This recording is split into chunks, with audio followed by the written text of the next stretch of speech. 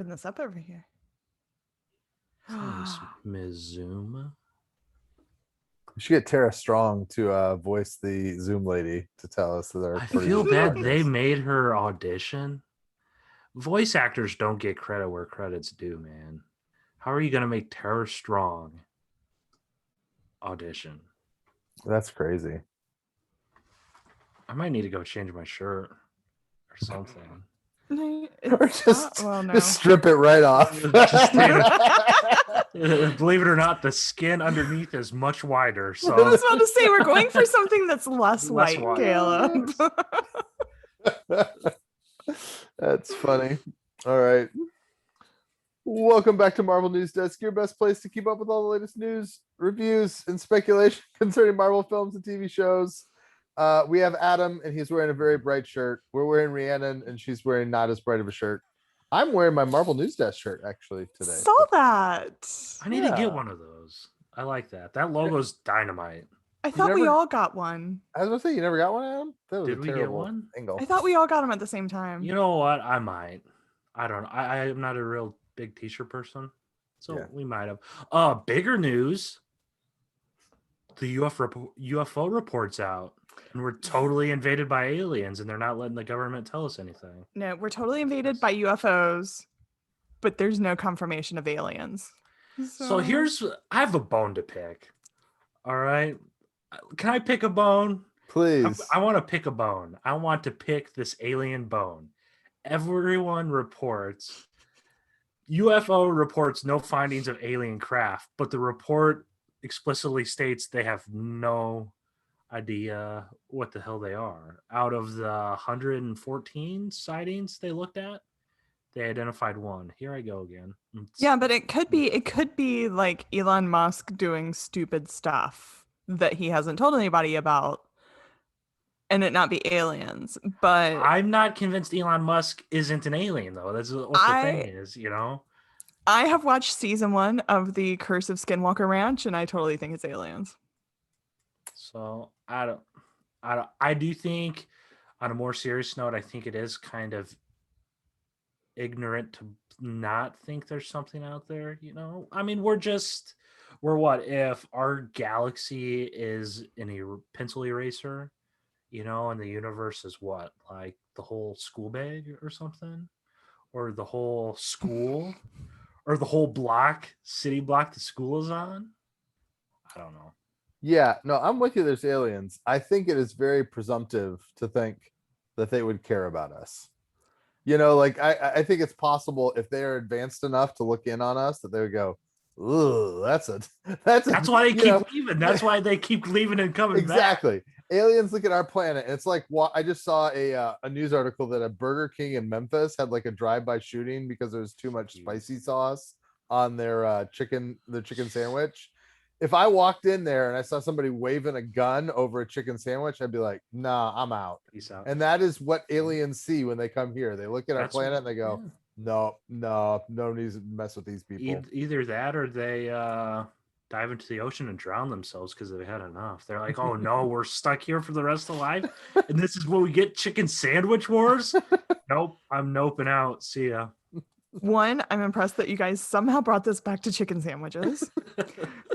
Two, I think it's presumptuous to think that life forms from an alien planet would at all resemble anything we would recognize as life. Like, there's so much potential of what life could be. Like, it's always, our imagination is always like bipeds with like a head, 2 arms, like maybe a tail, maybe like something slightly different. But like, there could be alien creatures that are like, I don't know, that fit in a pencil eraser, and maybe they're running around and we just don't know it because they're tiny and we're looking for human scale. I'm also very bothered that we always assume they breathe oxygen. Like NASA is always like, we're looking for planets that have oxygen rich environments to support life. Why can't life like develop where they all breathe nitrogen in a different planet? Like is there a biological reason that's impossible, or is it just not something we've seen before? Like, wouldn't Groot breathe carbon dioxide? Yeah. And a planet full of Groots be like carbon dioxide? Earth, correct. Yes. Well, At the rate we're going. roots. I agree fully. That's they always say in the search for life, and it's carbon based or whatever. But I mean, they're aliens. I've watched enough Star Trek or sci-fi. I'm just saying. Mhm.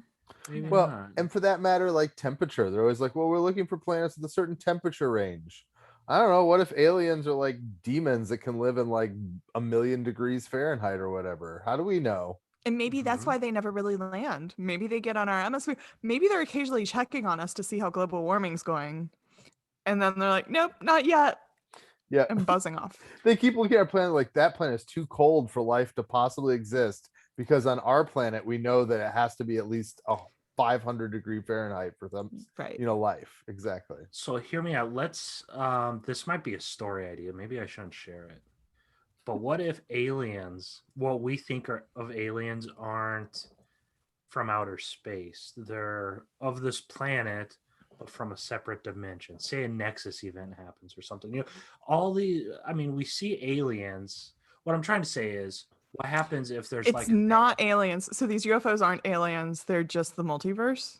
Yeah, from a future point in time, because what happens if like something like quantum immortality is real, and after you die in this plane of existence, your consciousness gets transferred to your physical body in another one where you keep aging and aging, and we think aliens are these green or gray guys, but that's just how you look when you get to be 2,000 years old or whatever.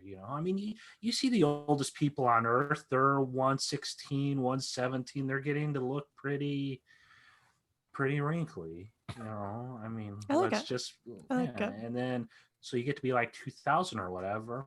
And then these UFOs are interdimensional spaceships. They're not from space. That's far less realistic than, a symbiote coming from Mars. But and this has nothing to do with Loki at all. That But it cracks me up because every week I'm like, our listeners are gonna be like, that's it. I've been through so many of these stupid tangent conversations. This is the straw that breaks the camel's back. I'm not doing, and it sounds like we're all high, like, dude, what about the universe, man? Well, Like, but we're exploring the potentials of the multiverse here. exactly. People keep coming back. True. I mean, we don't know how many. Right. Like, we're actually not confident they do. We do hear some sort of response from listeners. We continue to make the podcast. Every 2 weeks, at least one person tweets the MND account. So at least one person listens every other week. So. That's awesome. And we have our patrons, so they with the people that give us money. Yes, thank you. All right, let's talk about let's start with Shang-Chi. So we got a trailer on Thursday. I was a little surprised. I guess it's about the right timing, but kind of came out of nowhere. It was promoted with one of the NBA basketball games. Yeah, so we got this is the full trailer. We got a lot more look at the movie. What was your guys' takeaways from the Shang-Chi trailer? I felt like this trailer had a completely different tone. It got me more excited. I feel like I said when the first one came out, like I feel like the first trailers are just like weird to me right now. But this one felt like it had a completely different tone and it was exciting. The only thing that I'm feeling right now is I don't know about the 10 rings. I don't know that stuff. And this trailer to me really felt like you were supposed to know about those rings. Like, and so I sort of was like, oh, I guess I should go look that up and all that. But really, I'll probably just wait until the next trailer or the movie and let them tell me how these rings work. It's super interesting you say that because I got the similar vibes, even though they totally redid what the 10 rings are, apparently. I was gonna say, Rhiannon, you should not read up. Okay. Yeah. Because anything you read in the comics is going to be so vastly different than this that it's not gonna matter. Okay. They're supposed to be Infinity Stone type things, each one with a different power. But now they have like chi powers too, apparently. 5 water, 5 fire or something. I don't know. I loved it. I love this trailer so much. It looked incredible. And that's the thing. It's they usually say the first one's a teaser, but what's like the Eternals one? It didn't really tease, it's just footage. It's just, hey, here, get excited about something. And then this one's an actual trailer where we find out he's fighting his father because he doesn't agree with his viewpoint or whatever. By the way, that plot confirmed a pretty healthy leak that is out there. So if you want to know the whole entire plot of Shang-Chi, it's out there somewhere, including the fight, which I have a feeling that's only the tip of the iceberg with Abomination and Wong. I think we're going to get some insane cameos in that moment, perhaps. It's a really interesting strategy. So they gave us this scene with Abomination and Wong in it, and it was kind of like the trailer post credit almost, if that's the way to put it. Like the stinger at the end, and it was amazing how no one was talking about the trailer anymore because those return characters and cameos just kind of like blew everyone's mind. Is that smart? I mean, it seems to be smart because everybody loved it, but like, do you think it's wise to like make people more interested in the stinger than the trailer itself? People are going to watch the movies anyways, man. You might as well, I mean, that's the thing. They don't need to release trailers for this stuff. I mean, a lot of people don't even want to see the trailers unless you're a Spider-Man fan. I don't know. I think the Abomination Wong fight got me. I don't want to say a hell of a lot more hype for the movie, but it did help. Because who expected that? I certainly didn't expect to see Abomination and Shang-Chi. Well, and Charles Murphy was tweeting like, he's like, I've seen a lot of things about this movie and I know a lot of stuff, but I did not know this was coming. So right, and people are arguing with him on whether or not it's Abomination. It's pretty sure it's Abomination. Pretty sure it's Abomination. The official Marvel like thing closed said captioning, it, right? Yeah, the closed captioning said it. Right. But there was a dragon, wasn't there? Oh yeah. Yes. Yeah. I don't want to even say the word because we got into that last time and you guys made fun of me. That's right. You already said bag earlier today, so. Bag. What's wrong with bag? Bag. I really don't want to make most of us say bag. Dragon. All right, let's go back to the dragon. There's a dragon, you guys. That's how dragon. Oh, yeah, it's fine. Dragon. There was a dragon. It's a French dragon. There's a underwater reptilian beast, which was good. And it seems like it. They made it seem like it comes out of that hole we've seen them by, with the floating water or whatever. Like that was a door that they had to do something. It's just super interesting, and they're going to establish this whole new mythos that we got with Black Panther, where we got with, or where we're getting with Eternals. All right, so Adam, we had to talk about my wild theory that may be totally incorrect. But we saw a dragon, and then we see Shang-Chi like using a weird yellow-orange mystical type power. Mm-hmm. Is there any chance that Shang-Chi is going to fight a dragon and kill it, and it turns out it's actually Xiao Lao and he becomes the Iron Fist? I don't think they're going that far. I mean, maybe. It is interesting. Simu Liu just mentioned that he explicitly said there wasn't going to be a dragon because they didn't want to get into the stereotypes or whatever, right? And he took like he said that, right? Or didn't he say that? I did not see this. That would seem silly given that the trailer clearly has a dragon in it. That's what I thought was he said something like that. Maybe it's just Fin Fang Foom. So research. But more, this is an underwater dragon. So is there a chance that if we're not going the shallow direction, that this could go the Atlantis direction? Oh, It's an that's interesting. underwater dragon fight. Yeah, my brain's also really.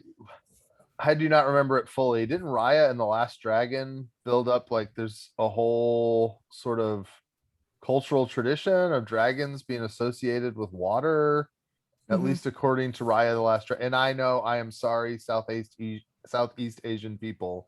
My knowledge of this is limited to a stupid Disney movie that may or may not be accurate in any way, shape, or form. And it's different, I'm sure, within, you know, Cambodian culture than Chinese culture. But nonetheless, dragons, water, those are connected in my mind after that movie. So, I mean, if I just stick with my very Scotch Irish heritage, you've got like Loch Ness monster type stuff too. oh, that's true. You know, I can't find the exact link, but it does say Fin Fang Foom would be a questionable element that they removed from any connection with. So maybe it's just Fin Fang Foom and not Dragon. Just the name, maybe? Like, because it does sort of sound like what Western people would make up to have a, you know, Asian sounding name to their kind of ignorance.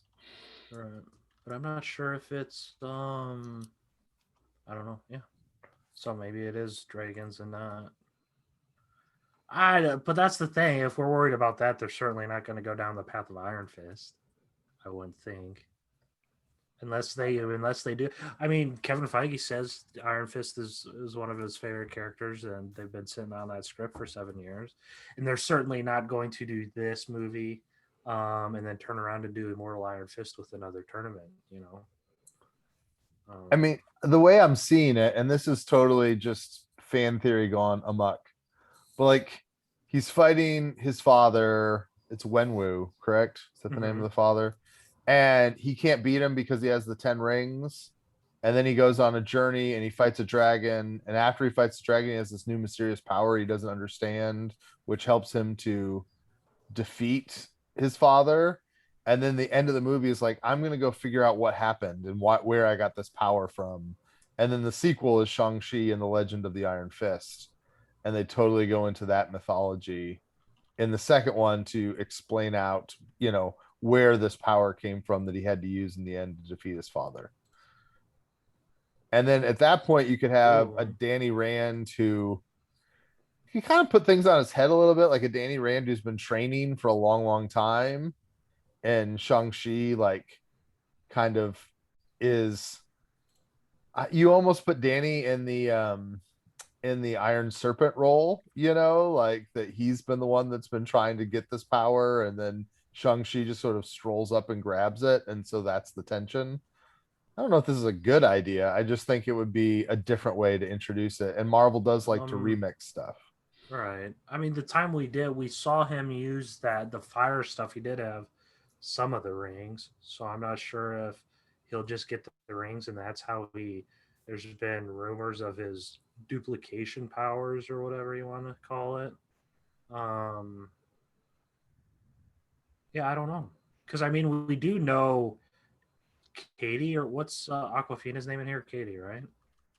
Yeah, I think so. Her Marvel Legends figure is wearing those red robes, and we've seen the red robes fight off against Wenwu's people. So I don't know.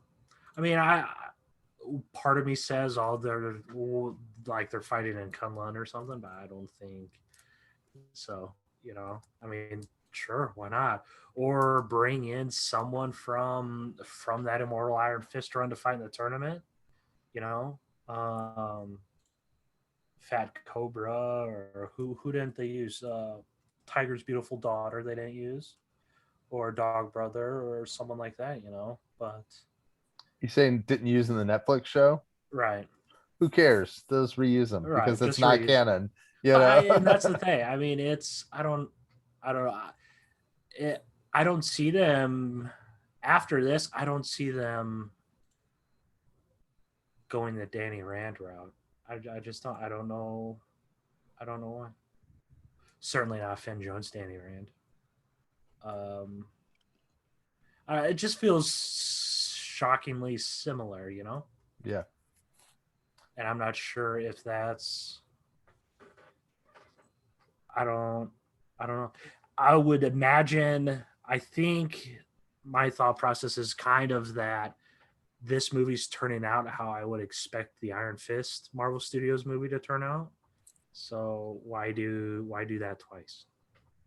Well, and that's why, to me, it makes all the more sense that, I mean, and I hate this for people that love Danny Rand, but like, you just erase him out of the picture. You make Shang-Chi the Iron Fist, and you could use some of that, iconography and some of that power set, and just put it into an Asian character and kind of smooth over your problems.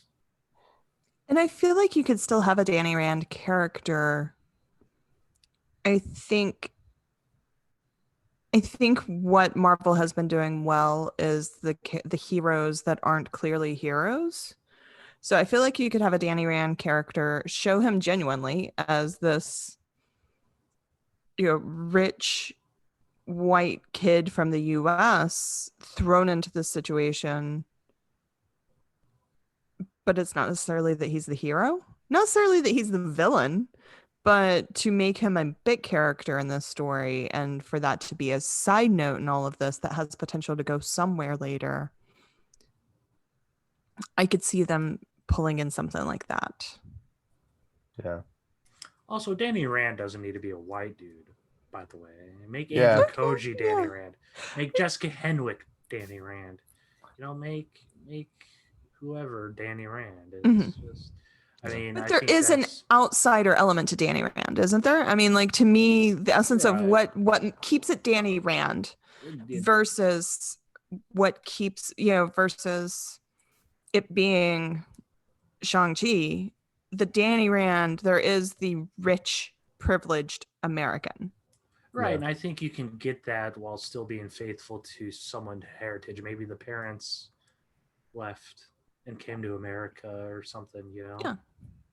And left their people behind or something like that. But certainly this trailer had a lot of magic stuff that I think kind of surprised me. Like, visually, it did look very Doctor Strange-ish. And even the way the 10 rings worked. I mean, I don't know how, what else did I expect, I guess, is a good question. But like, I guess the appearance of Wong, plus the dragons, plus that weird shot of Wenwu and Shang-Chi like fighting over the rings and having different colors of magic. I think the possibility of this tying into a Doctor Strange or a Scarlet Witch, I think, is much higher than I thought it was earlier this week. Like, to me, that was one of the big takeaways, is that the mystical side of the MCU is going to get expanded by this movie. Did you guys feel those vibes at all? From a mystical standpoint, yeah, not necessarily like the multiversal standpoint. Yeah, I'm assuming the fight is for the 10 rings. I don't know why else everyone would be there. I would guess Wong is there because Strange wants the 10 rings to put away or something, which doesn't make sense. That's just Strange wants to send himself. I don't know why Abomination would want the rings. Something for the United States government. Is he still in the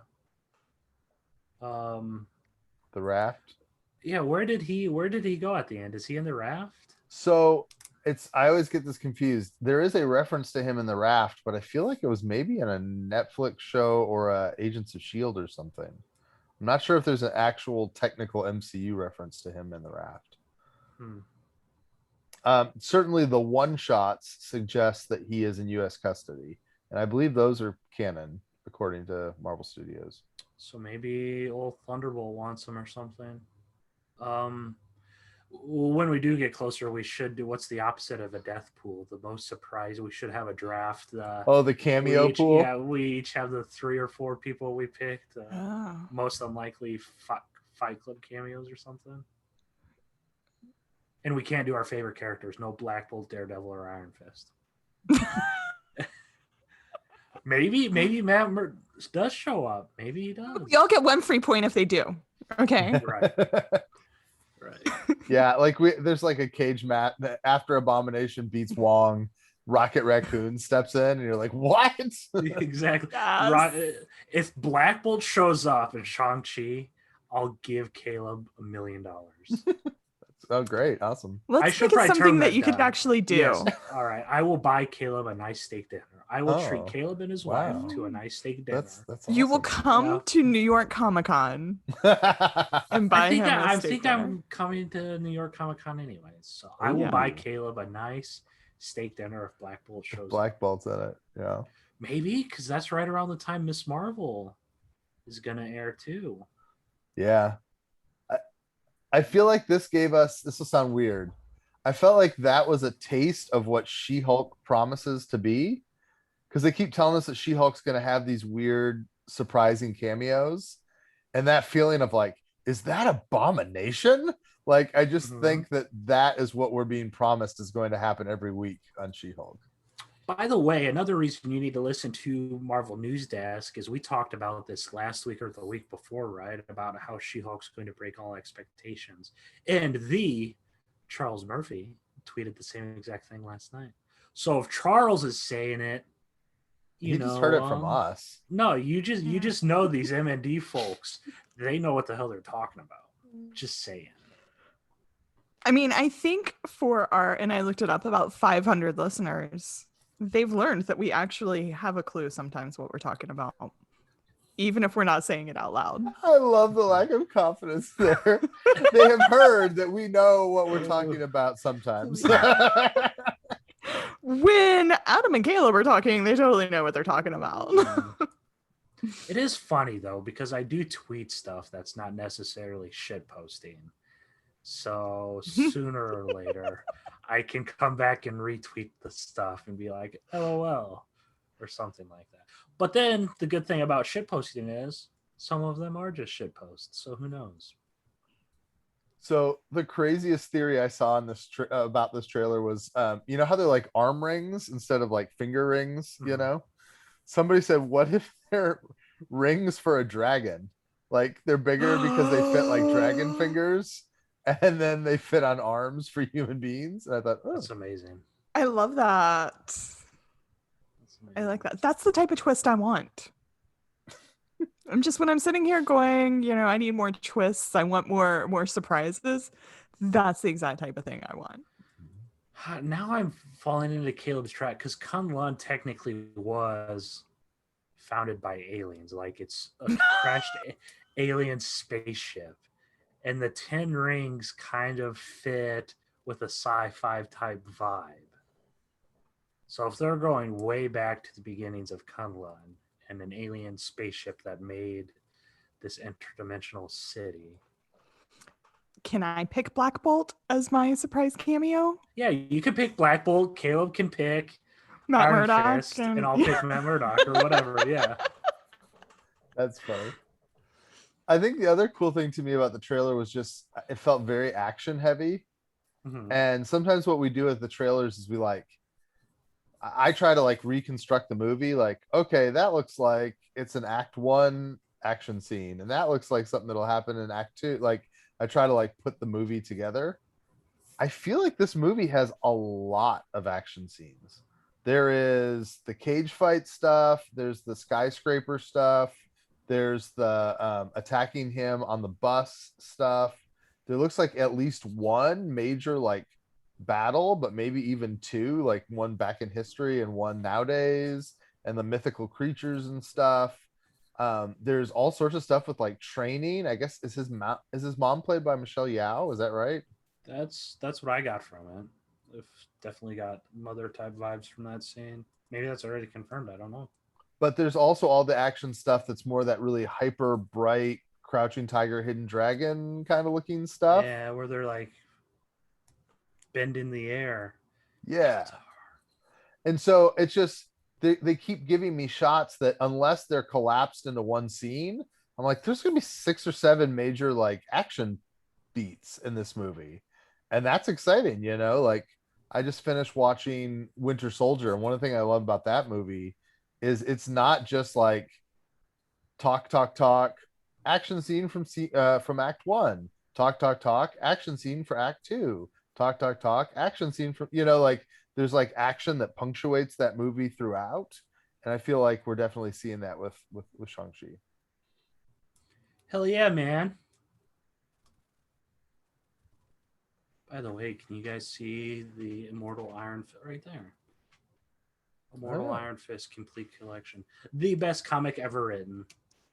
Bar none. That is the Hill I Will Die On. So who wants to fight about it? You guys know my Twitter handle. Let's fight. I'm down for a good old Twitter scrum. Let's do it. Adam just woke up this morning choosing violence. What I love about Adam is I can send him a message and be like, Adam, I'm stirring up shit. Come join me. And he's like, yes. Hell yeah. I'm there. Lickety split. That's funny. I don't care. My favorite thing in the whole world is when Scoopers fight. I love it. I pop a bag of popcorn. I put my feet up. I say, let them fight. Let them fight. I might even stoke the fire some days, you know. I'll tweet something. I'll just be like, I don't mean it, but I just want to see where this goes, you know. Maybe that's my psychopathic tendencies showing through or something. But, you know. We just need to, you want to do a good TikTok for your burgeoning TikTok career, Adam? Get that video clip of Godzilla where the guy looks at Godzilla and goes, let them fight. Yeah. And then just put your face over it, and every time there's a scooper, just pull that meme right out. Yes. I do love most scoopers though. Like our boy Charles. I don't even consider him a scooper really. He's an actual legitimate entertainment journalist. I would consider him legit. High praise. I might put my boy Daniel up there too. RPK knows what he's talking about. I feel like the Disney Insider people are pretty responsible on the stuff that they do. The last 2 times I've written something they wrote, the person it was about publicly woke it back immediately after I published the article. So Adam doesn't feel the same way I do. I'm cooling off. I love Skylar. They have legit sources more on the Disney side of things, I think. Yeah. Compared to Marvel and Star Wars, but was there any other news? I frankly didn't do too much of a news survey this week. I didn't feel like anything happened. I'm having a hard time keeping the news away from all the rumors that just. So in other words, if you guys listen carefully during the news, Rhiannon will leak something that she heard behind the scenes. No. I mean, even like the public rumors, like suddenly this week, and I mean, I find this interesting. You know, we've ever since the last Spider-Man movie, ever since Far From Home, and I find it hilarious how people get the Spider-Man names mixed up. So I had to just like stop and think there for a second. Ever since Far From Home, there have been sites that say Matt Murdock in Spider-Man 3, you know, so like that has gone out. And I mean, more reputable sources are saying that now, but every day there's a website of some sort. I think it was like Giant Robot or Big Freaking Robot. What's the robot site? Whatever this week saying, you know, Matt Murdock and Hawkeye or something. Yeah, like I don't know. So those rumor site things, and I feel like now there's a story about Charlie Cox Daredevil showing up in every single property coming out soon, except for Shang-Chi. I haven't heard it for Shang-Chi, but maybe it will. If it does, Adam has to buy himself a steak dinner. I think that's what we agreed to earlier. Yes, that's fine. I think that's true. I will do that. I will buy myself a nice steak dinner like I do every night anyways. And I get 1 point. So there's nothing that happened in the news besides this. After this, we'll be like, so just to get you on the scoreboard, Adam has 6 points and 3 steaks. Rhiannon has. All right, let's talk about Loki then. So I'm going to start this week. I think that if you're the kind of person who feels like plot has to be advanced in a TV show to be a good episode, this episode of Loki probably you felt like wasn't a good, because this felt to me like character development the Loki episode. Like it was very much about developing who these characters are and coming to know Loki better. And I don't think that was bad, but I am sure there are a lot of people for whom this was their least favorite, just because not a whole heck of a lot happened in this episode, I feel like. Is that where you guys were with this one? Not a heck of a lot happened. It set up Annihilation, man. What the hell? It officially confirms Annihilation Conquest is on the way. So get your party pants on. For listeners who don't know what this is or why, what is the connection here, Adam?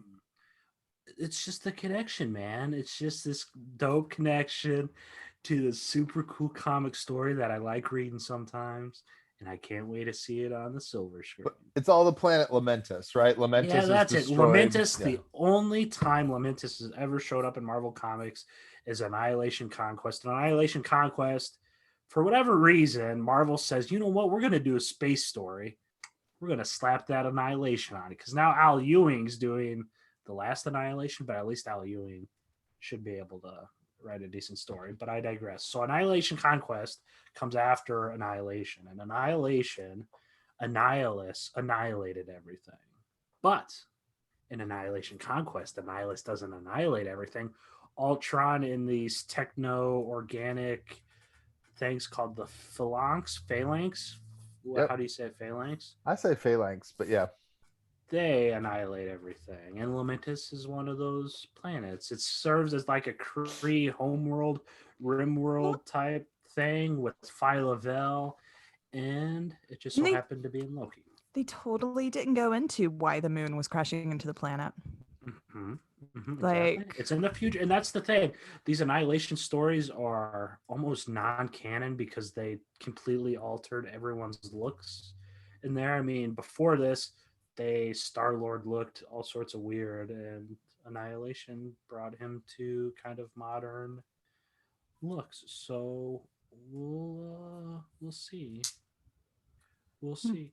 I just find these little stupid, silly little hills to die on, and none of it will ever happen. But someone looked through the Marvel handbook. They're like, you know what? We're going to use Lamentus because it only appeared in one comic issue ever, and certainly no one's going to have an attachment to it. See, I figured it was more picked because the name is evocative of like the mood. Like to some degree, the characters were lamenting the things that had happened in their lives and the sadness they experienced. So I just think the planet's name was very apropos to the theme. But Rhiannon, you've been asking for more, I feel like more character development. You love your serialized TV and the time it takes to explore. Were you happy that this episode was the way it was? I mean, I enjoyed this episode. It was so funny because like I don't know. I feel like with these episodes, we get to immediately talking about them. I have a group of friends that we immediately talk about them that morning. And by noon, I don't remember how I felt when I actually watched the episode because I'm just like digging into it so much. But I enjoyed the episode. I wish some of these character development things like we had gotten to see instead of talk about. I mean, I don't know that I really needed Loki and Sylvie talking about Loki's mother and all of those emotions. I kind of want to see all of those. I mean, and the one that we could have seen is, you know, I mean, the big thing of this episode for a lot of people is like confirmation that Loki is bi, I guess, if not pan. Right. And I feel like that would have had a lot more meaning to people if they had shown it. You know, if they wanted to have that character development and all of that, you immediately have Loki getting drunk. Like, I'm not even, to me, and this is probably a deeper discussion or so, but like, I feel like Loki is almost asexual. Like, we haven't seen him so much as show any sort of romantic attraction to anybody. So to me, the revelation was less that Loki is into guys and girls and more Loki has romantic, you know, feelings towards anybody. I feel like I could be wrong. I always felt like there were vibes in some of the Thor movies where he was crushing a bit on Sif, and he was always a bit annoyed that she was pining after Thor, since Thor was clearly not interested in her. Yeah, and I probably should go back and watch the Thor movies that aren't Ragnarok. For all of these takes. Yeah, I mean, I bet you're making that, like If you have to. should. I mean, they're kind of like making it so I feel like I need to. But I mean, but that's the thing, like and so some of that just like felt weird to me, because like to me the revelation was Loki gives a crap about romance and love anyways, but then we skip to this whole like monologue about Loki's journey to coming up with a decent metaphor. I and it almost makes me it makes me feel like Loki is trying to pretend to be a person or something, that like, oh, I feel like I should have romantic interests, but yeah, there were princes and princesses after me, I don't know. So like a lot of it, like I feel like it's development, but I feel like they haven't figured out how to do that development. I think like one of my big takeaways from this is I feel like Marvel, they're trying to do a 6-hour movie, but we really do need 6 TV shows. I mean, like TV doesn't, you can't have that second act development or slough as you go through a 6-hour movie when it's spread out week to week. So I feel like it still had the pacing issues and all that, but overall I really enjoyed this episode. They gave me an actual apocalypse, like an actual devastation event. But again, it just felt like it was full of plot holes. Loki has all these magical powers, yet he couldn't protect his little time thingy. And you have this little time thingy, but it's still like the battery drains like your iPhone. You have the woman with this machine that can shoot an electromagnetic pulse, but whatever she has powering it can't power your little iPhone. The rocket doesn't take off because it gets destroyed, and yet when the rocket gets destroyed within 5 minutes of launching, you're like, oh, if I had just gotten there, I could have stopped that somehow. I mean, there were just a lot of little things like that just sort of took me out of being like, oh, this is perfection TV, but I enjoyed the episode. What did you guys think of the look of Lamentus? Because I felt like they had just sort of recycled a Mandalorian set. So, yeah, it was very obviously a soundstage. I think maybe if they used the volume, it could have looked better.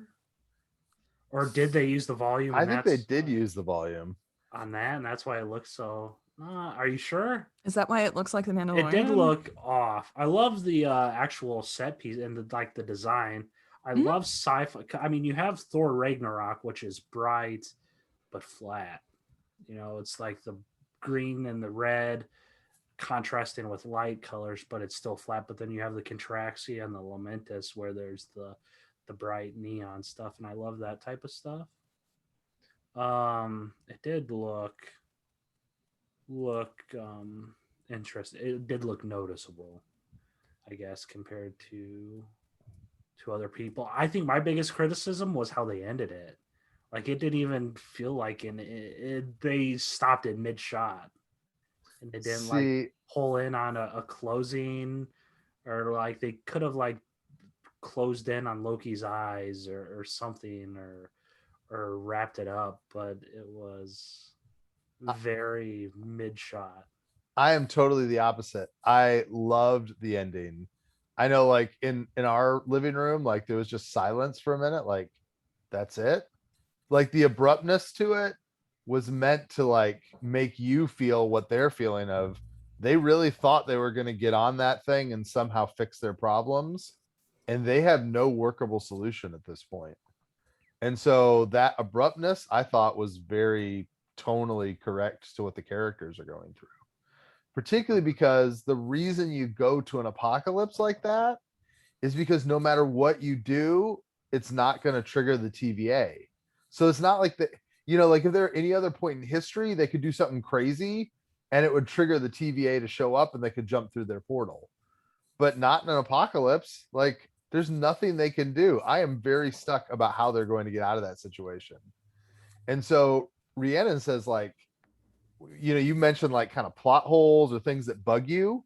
I love it. I love that they don't have magic powers that can just deus ex machina fix the problem. I love that, like, there's actually limits to how good the time pads work and that they have batteries. Like, I like constrictions to the plot, I like that there's stakes and constrictions, but also while they're doing that battle, Loki somehow made a tower go back vertical. Yeah, they gave him. I mean, to me, there's limits to it, but they're not clear and consistent. Yeah. So Mr. Sunday Movies did their weekly talk on it, and their editor did a great job. You see Loki sort of takes his arms and like pulls them back and sort of like pumps out his chest, and that goes backwards. And they showed 2 or 3 other times in Thor movies where Loki makes that same movement and he makes things fly. So like in his prison cell in Thor the Dark World, he does that and all the furniture flies against the walls. So it actually is something he's done in the films before. Sure, but he didn't list that in his skills at the TVA in the previous episode. He didn't, there's... Right. Who has the time to go back and watch through these movies for something like that, man? They're affiliated or they're like a YouTube partner or something, right? Like, these is their full-time job. It's got to be. They could. It is, yeah. All right. So, but here's the thing: they could trigger a Nexus event. Even though this planet is going to be completely destroyed and it's going to be completely gone, what if something incredibly inspirational happened on the planet just before it's destroyed that ends up with this destruction of the planet being inspirational rather than something that goes down in history as, oh my God, this is awful, that planet was destroyed. What if it's like, oh my God, as that planet was destroyed, this thing happened and it was so inspirational that now people think about this and it becomes a Nexus event, such as suddenly the planet is covered in fireworks. Okay. I mean, that might happen. I mean, they talk about fireworks and Loki creating fireworks a lot in this episode. Right. So Loki could create a Nexus event by putting off so many fireworks planet-wide that it becomes an inspiration as people think about it. And then the TVA would have to come and get them. The other theory that I heard, and again, I think it was Mr. Sunday, that I loved, is that this whole episode is Enchantress messing with Loki's mind. So we saw at the beginning of the episode that like that she sat and had like drinks with that TVA agent. Think about how much of this episode was her and Loki at a table having drinks. And she specifically says, in order to take over someone's mind, I have to touch them physically. And then depending on how strong they are, it's a more or less complicated thing that I have to do.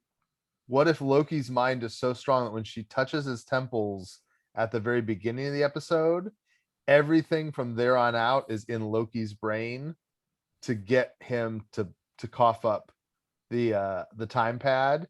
And next episode, we're gonna come back and we're gonna be back in that little mining trailer, and she's just been taking him for a ride the whole time. That would be cool. That would be cool. I still think there should have been fireworks. Create a Nexus event with the fireworks. There may be still. Yeah, we'll see. Speaking of fireworks, have you guys been This is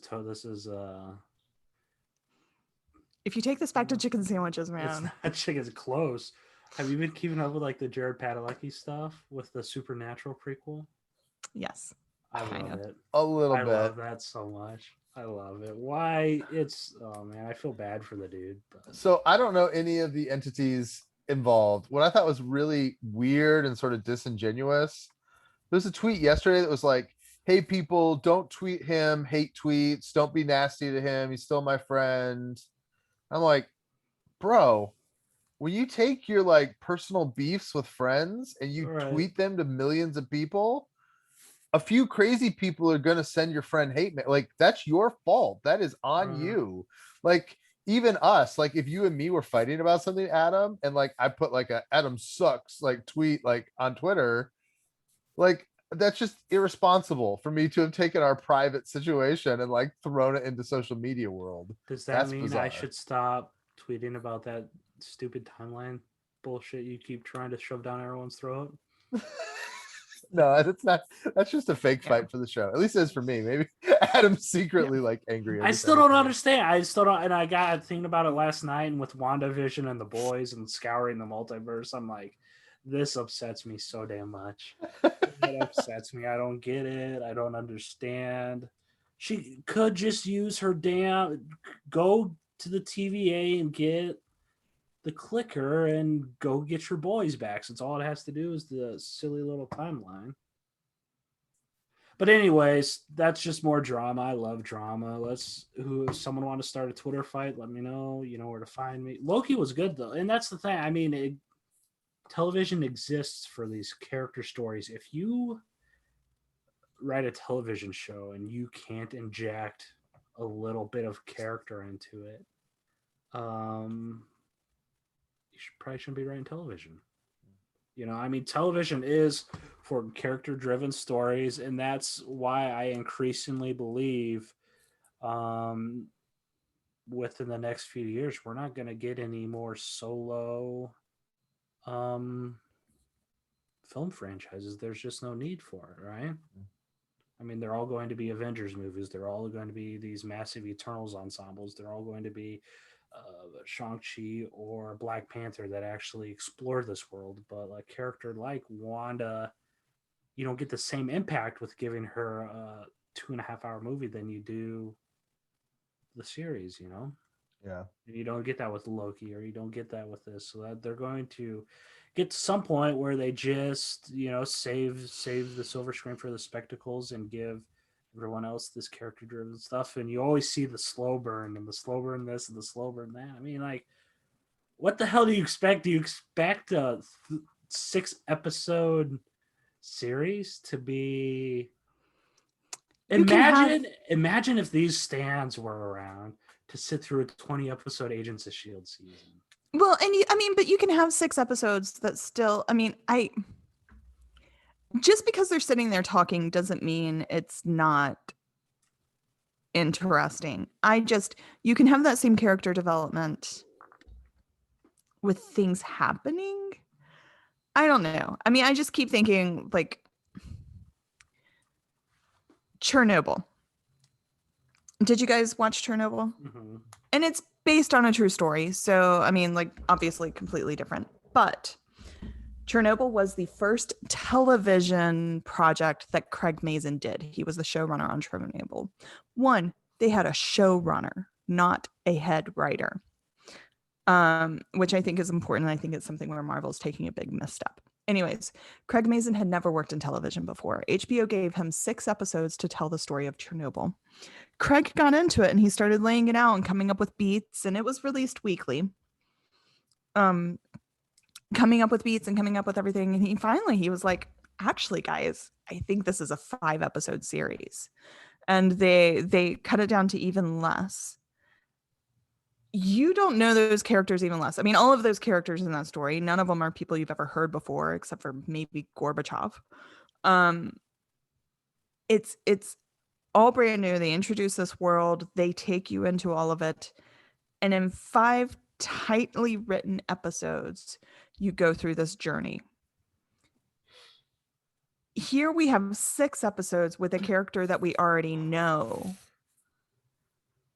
And I just feel they're not hitting those beats. There's something about this movie to television mindset that they are missing with that. And I don't think it's the number of episodes. I don't think it's, anything. I think somewhere along the line, they're just choosing not to make these stories deep, or just not to make it. But it could be interesting. There could be things that happen. And I feel like this episode did have things that happen. I mean, I enjoyed the train ride. I enjoyed the way they snuck onto the train. I enjoyed the fight on the train. I enjoyed them getting thrown off the train. Like, everything about that I enjoyed. They're just kind of missing something small. The way I would put it, and I don't know if this is right, this is my theory right now. I still think that they are plotting these out like they're a binge show. Like, they are still saying, like, if you sat down and watched all 6 of these together, how would these episodes need to move to make a enjoyable 5-hour experience? Yeah. But then they're releasing them weekly. Right. And so like last night would have, or this week's episode, I think could be a nice sort of respite if you had watched 2 before it and 4 after it. But when you're Right. just watching 3, it doesn't have the right punch to it, maybe.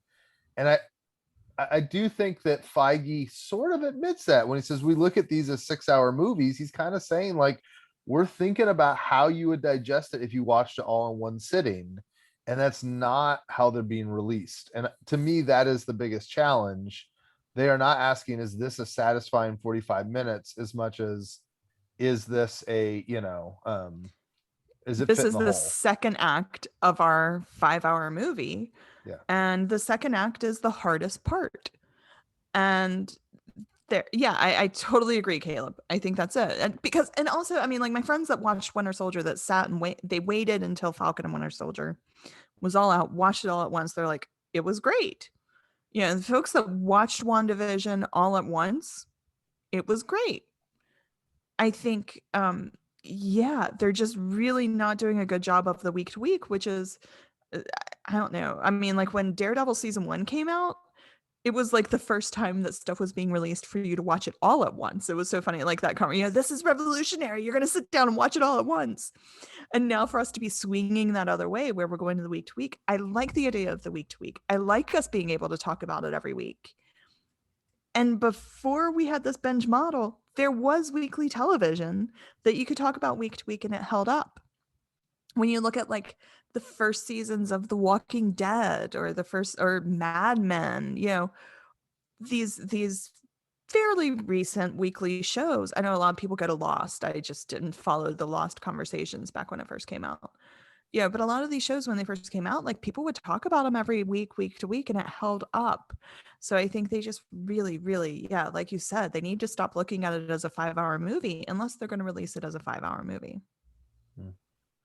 So the one thing I did think was exceptionally good about this episode, that last one shot scene where they are The trying pseudo to full get one shot, yeah. when they were trying to get to the rocket. Like we talked about set design and stuff and how they're using the volume. I assume that was all made in the volume. I've looked at it. I can't figure out how they did it. Like the limitations of the volume should make what they did feel impossible. That's why I'm not sure if they did use the volume, because that was still a little bit too early, I think. I mean, the challenge. Well, I mean, it was available. This was all shot after Mando season 2, much less Mando season 1. What's fascinating about it is the way the camera moves and the amount of physical things they interact with. I assume there's a bunch of secret cuts in there that you can't tell, but the volume always concerned me of like, after we get used to it, we're going to be able to go, oh, they're in the volume, because you can tell like they only move in so many square feet, or they don't interact with anything, or things that look like they're there, they never touch. This thing interwove practical physical sets and what had to have been, I assume, either volume or blue screen. Like the way it was weaved in and it felt like a one shot. I think there's some technical mastery at the end of this episode that I want to watch. Like I want the YouTube video where they like walk through, here's how we shot it, here were the cuts, here's how we made it. Because I still watch it like just staring at it thinking, how did this happen, There were a lot of times they panned off the two of them though.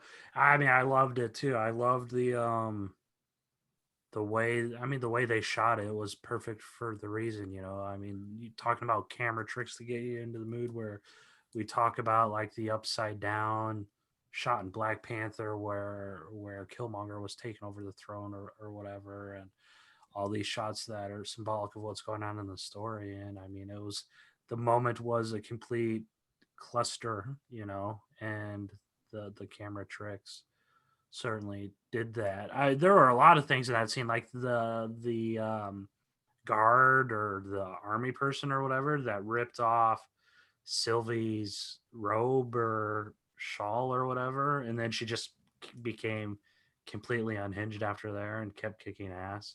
There were a bunch of little things In I that did show. like that little costume change. That was cool. And it yeah, I enjoyed it. Speaking of, I can't stop thinking about Craig Mazin. Craig Mazin is one of the most interesting writers in all of Hollywood. If you Yeah, you haven't, haven't watched Chernobyl. check. No, I've watched Chernobyl. Check out his resume. If you're listening to this and have no idea, that man wrote Rocket Man, not the Elton John Rocket Man, the Rocket Man, the farting in the spacesuit Rocket Man. He wrote that. And then Right. he went on to write Chernobyl. So For those that don't know, I think this is relevant, especially for people that are looking at the Rick and Morty writers coming forward and working on Marvel stuff. Craig Mazin's resume starts with going to Princeton and being roommates with Ted Cruz. Oh, jeez. The US Senator. And then moving on to Hollywood, where he wrote, yes, such quality movies such as The Hangover Part 2. And I don't know what else. Scary Movie 3, Scary Movie 4, Rocket Man. Yeah. And then somehow he writes Chernobyl. And his very first foray into television gets an Emmy. He's fascinating. I love him. Adam, didn't Marvel just pick up another Rick and Morty writer to do something? They all are. Michael Waldron was on Rick and Morty. I know that, but I want to say, I'm trying to remember now. Somebody creatively got picked up to do something else at Marvel, I feel like, and I can't remember who it is. I don't know. But because when I saw it, I was just like, oh, Harmon's losing another one, you know? There's been the She-Hulk writer been doing press for something else, I think, this week. So maybe you saw something with that, perhaps? Yeah, maybe. I don't know. The only other thing I want to talk about with Loki was I do think that this character, Sylvie, I think is going to be the MCU Enchantress. I mean, they use the term enchantment so many times in this episode that I felt like they were telling us very clearly the closest you're going to get to the Enchantress is this character. And whether that, how that works with her also being Lady Loki, I don't think they really care, but I think they're telling us that this is the closest we'll get to that character in this universe.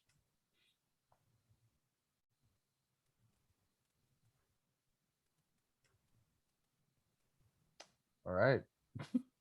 That's something that Caleb thought and that Adam and Rhiannon had no nothing I else just about got an whatsoever. email and I'm trying to watch. This is weird. I think it will be interesting if it's yeah, I mean, I think it's an interesting situation. I had something else that had come to mind that was in this episode. This is the footage that NASA doesn't want you to see, is what the subject line of this email says. Mars exclusive footage. Spread the news, and it's a link to a tweet. The Curse of Skinwalker. And then it's just a link to the Curse of Skinwalker Ranch. That's all it is. So I mean, but the other thing that we got in this episode was just sort of that confirmation that the TVA. So I think what you're,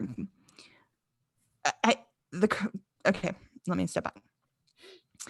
The other thing we got in this episode was that revealed that the TVA, those TVA employees weren't created by the Timekeepers. They were variants right. that are mind wiped. So I think we are getting into a lot of here's what's going on with the mind wiping. Yeah, I think enchantment, mind wiping. I think that's why I am intrigued by this idea that maybe Loki was enchanted through this whole past episode. Then that can be sort of a going theme on this. And I think that's also that some of these developments would be so much cooler if they were all at once. They're the twists that Marvel can normally do and wow us with, because those twists come within an hour of a concept being presented. But now that we have a week to think about it, if this had turned around and if the beginning of the next episode is Loki was mind wiped and this was all just Sylvie trying to get in his head, I would be wowed. I never would have had that idea. That would have been oh, that is an awesome twist. but now everybody's had a week to think about what's going on and all of that. Will there be the fireworks? Will there be this? And we won't get that same feeling of the initial twist. Yeah.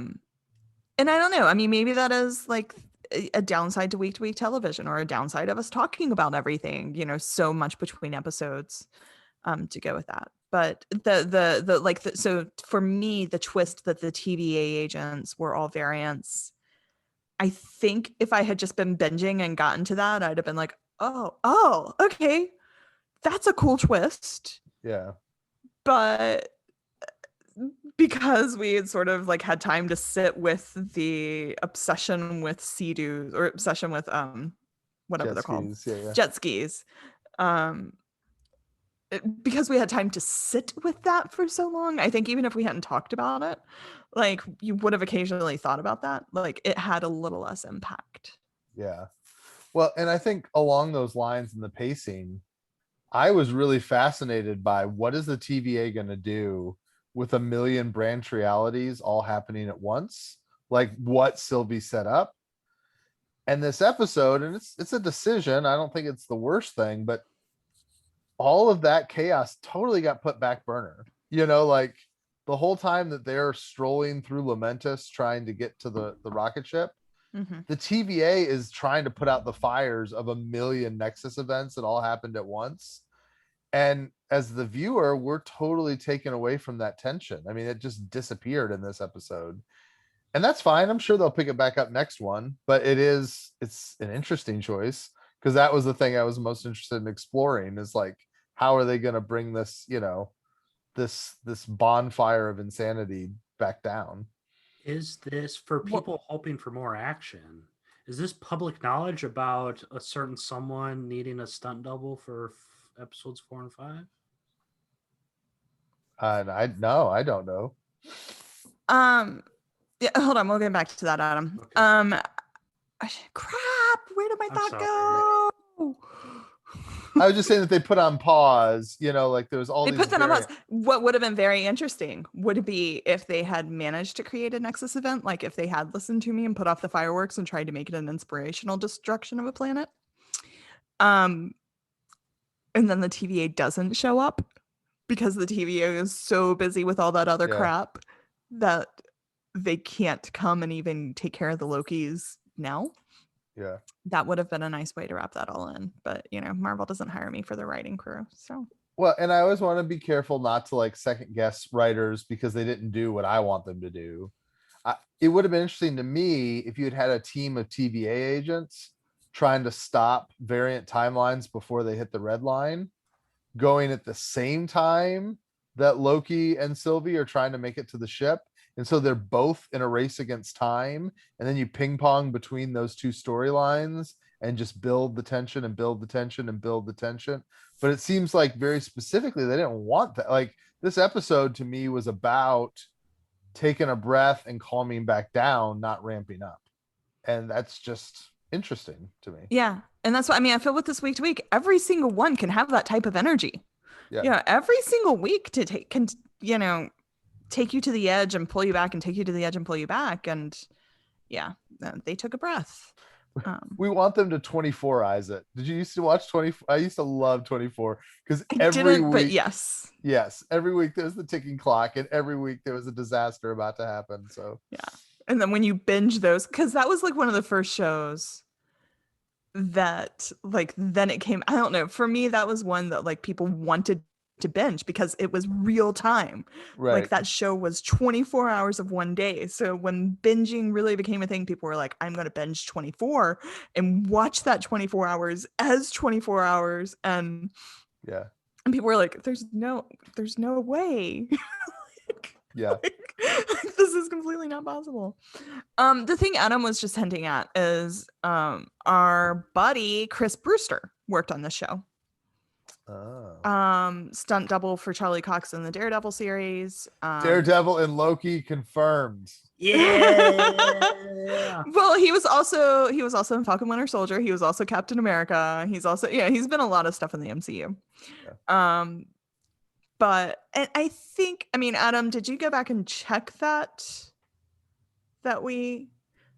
So I think he's Owen Wilson's stunt double, because when I went and I looked, because I remembered when somebody brought this up, I went back and I looked at stuff, and his wife is also in the series. So in episode 2, where there was a fight in the tent, his wife actually tweeted that it was her fighting Chris. So, or not tweeted, but put on Instagram that it was the two of them fighting in that one scene, which I just thought was a fun little behind the scenes fact. But evidently Brewster is going to be in a lot of the upcoming episodes. Yeah. So there's your action. Tom Hiddleston has hinted that episodes 4 and 5 go a very weird, bizarre direction. So yeah, we've heard that before. Yeah. Let me guess, episode 6 is going to have this crazy character reveal. I say the teaser for episode 5 will have a crazy character, or the end of episode 5. That's when they do their crazy character reveals. It is interesting that Richard E. Grant's now gone half the show and still has not appeared. Yeah. Is he a timekeeper, you think? It'd be interesting. Or is he old Loki? I don't know. I don't want him to be a Loki. Or is he going to be the Loki that lived a nice, healthy, long life? And I don't think a Loki could live a well-adjusted nice, Loki. Yeah. Like the god of mischief decided he would just hang out on an island. He's like, I gave up on all this. I became an accountant. I got married, had a couple kids. Yeah, and then he realizes, no, that's not for me. Then he gets choked by Thanos. Who knows? Because he can't be like Immortus, because that's Jonathan Majors. Yeah, we'll see. Unless. Okay. Yeah, I don't know. That's officially been announced by Marvel, though. They announced him in the Disney thing last December. Maybe? Or has Richard E. Grant not been... No, I'm pretty sure he's been announced as officially in the cast. So. Cool beans. All right, let's hit the mailbag real quick. Okay, we have a conundrum in the mailbag. Okay. Because our buddy in Porto reached out, sad that we didn't know how to pronounce his name. But he didn't tell us how. To pronounce his name. So I'm pretty sure, I think. So he did tell me, I forget if it was in a message or there, that I was correct with the Sao Paulo reference, that it is the same as that spelled. So I believe it's Jano or Jano, like a Portuguese version of Jano is, I think, what it is. Okay. I'm not sure, but he lives in Porto, which made me think of Marvel Nerd News Desk. What is made in Porto that is so excellent? Does anyone know? Cheese. Guanciale. Is it? I don't. My knowledge of Porto is that's where port wine tends to come from, like a tawny port. And that, when we were on our boat trip, they served one night for dessert port wine with blue cheese and dark chocolate and I think pecans. It was amazing. So good. Wait, what's Porto? Porto is a city in Portugal. Oh, sorry, Rhiannon. Yeah, that's what I was like. I mean, when you first asked, like port was the first thing that came to mind, but that seemed like too obvious an answer.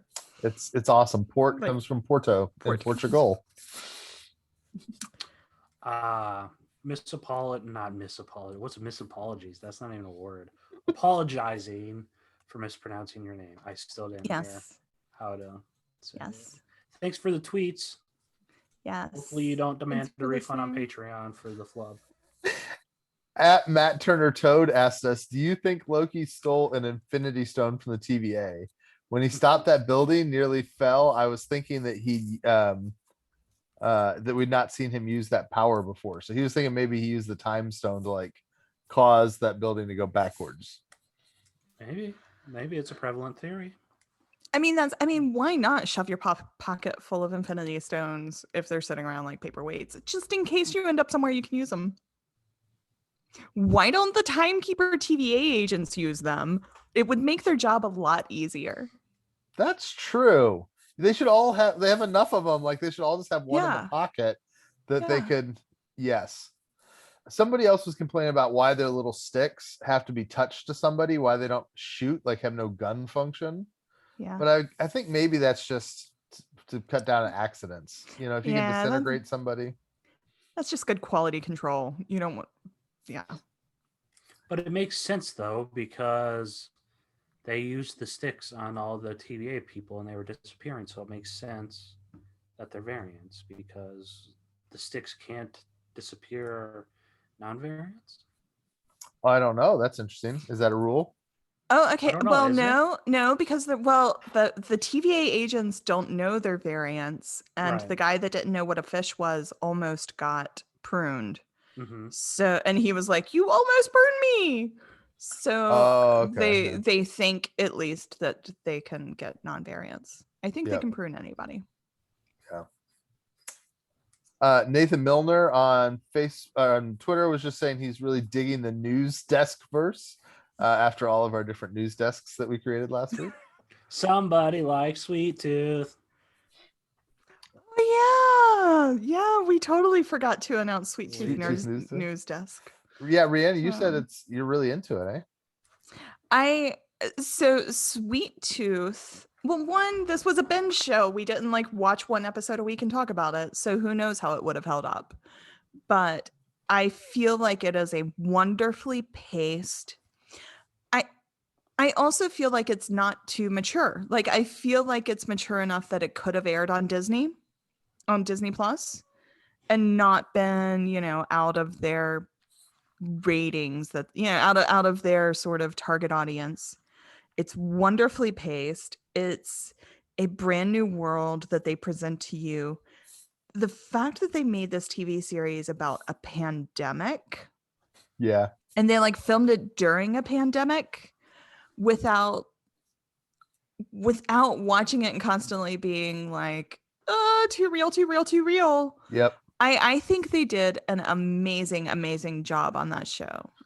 Reading the comic, I was like, oh, how are they going to do this in a TV show right now?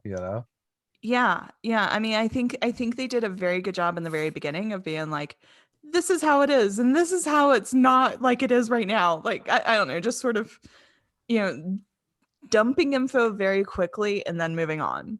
And here's our world. This pandemic actually wiped out everybody, except for a few, and here we are. I don't know. I was just very impressed with Sweet Tooth. Netflix better renew it for more than just one season. And give me more. It's probably already been canceled. Probably. Because Caleb hasn't watched. Yeah, it's my fault. Yeah. So Love Waffle has this brilliant theory that is so meta. I just need to share it quickly. So he says the timekeepers are like comic purists who get really upset whenever anything has changed in a comic book. So they get really angry when Spider-Man has organic web shooters or when the Mandarin's a red herring. And of course, whenever a woman or a person of color takes the role of a white person from the comics, like that's their vibe, the timekeepers. And so he went back to his theory that the female Loki is rubbed out because she's a variant. He said, now that we know all the timekeepers are variants, like we mentioned last week, there's so many like people of color and women who are in different roles at the TVA. It's because they're all the minority variants of the white characters from the sacred timeline. And that's why the timekeepers pulled them out, is because they're like racist, sexist, terrible comics people. I love it. I think it's great. I thought that was very clever. Timekeepers equal fragile old white men. Yeah. He's like, basically the reason Gugu Mbatha-Raw is Ravana in the TVA is because the TVA was like, what? Ravana can't be black. And so they just immediately pulled her out of the main timeline because of their intolerance. I think we're going to see him next week. We're going to see Ravana next week? No, the timekeepers. Oh. Either next week or episode 5. Maybe it's episode 5. That promo they revealed, you see the golden escalator in the background, and they're like in some sort of layer. A golden escalator? Really? Or elevator. Oh, okay. Because when I think golden escalator, I think of someone else entirely. No. Speaking of aliens arriving on Earth, he probably was one. No, it's no, the golden elevator's in the back, and it's like a earthy type thing. So unless Mole Man, maybe. Nah, Mole Man confirmed. It'll be super weird if we don't see the timekeepers, right? I don't know. That's a whole. Or whatever phony baloney man behind the curtain the timekeepers are. But yeah. Kang. All right. Thanks for listening to the podcast, guys. We appreciate it. You can support us on patreon.com/Marvel News Desk. As Rhiannon said, thanks for keep listening to the show. People are listening every week. She actually checked the stats and you exist. So that's awesome. We enjoy making it. I hope you enjoy listening to it. We will see you next week for another episode of Loki.